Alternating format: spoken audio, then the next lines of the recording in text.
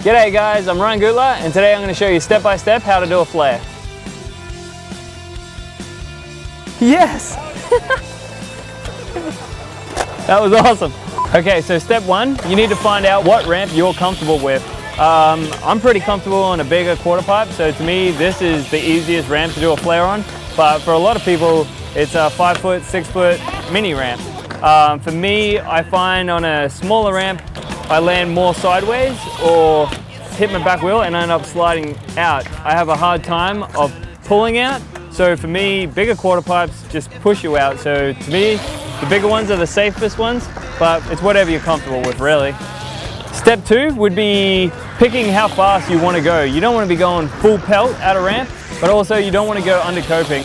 People do, but you need to really yank out so you don't hit your head. Like if I went to do a flare, I'd drop my shoulder, but my head comes back around towards the coping and I would hate for my head to hit. So for me, it's just like a 3 foot air. I know my head's gonna clear. I'm not real high where if I pull out to flat, it's gonna hurt my ankles or wrists. It's just enough to get the rotation around and land it. But sending a couple, you'll soon figure out how fast, if you need to go fast or slow or whatever it is. Step three is you need to decide whether you want to carve one or straight up, straight down. A lot of people nowadays just carve it, so it's more about dropping your shoulder instead of doing a full backflip. So I like to carve mine, but my reason for that is because I used to do it over the Beanley hip. So I used to just flip this hip a bunch, and that's pretty much like carving just over a hip.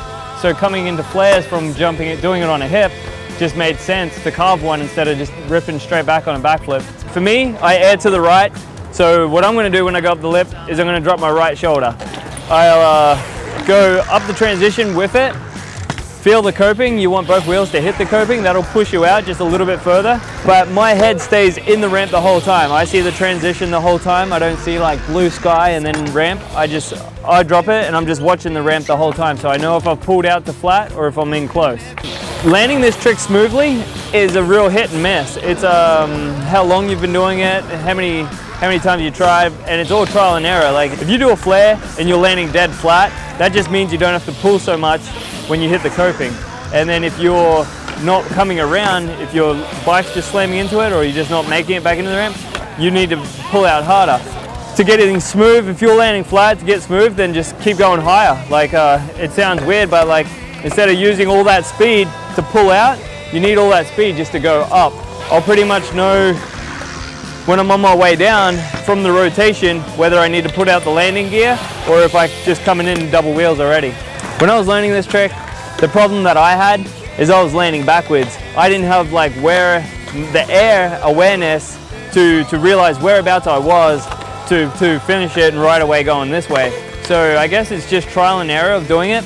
But I would do a flip perfectly, and for some reason I would just straighten up the other way. I would just get all disoriented from actually committing to the trick. But that's what you need to do to figure it out. You need to just send one and see what's wrong, watch a video or something and be like, oh, I need to rotate more or whatever, and that's how you're gonna learn it.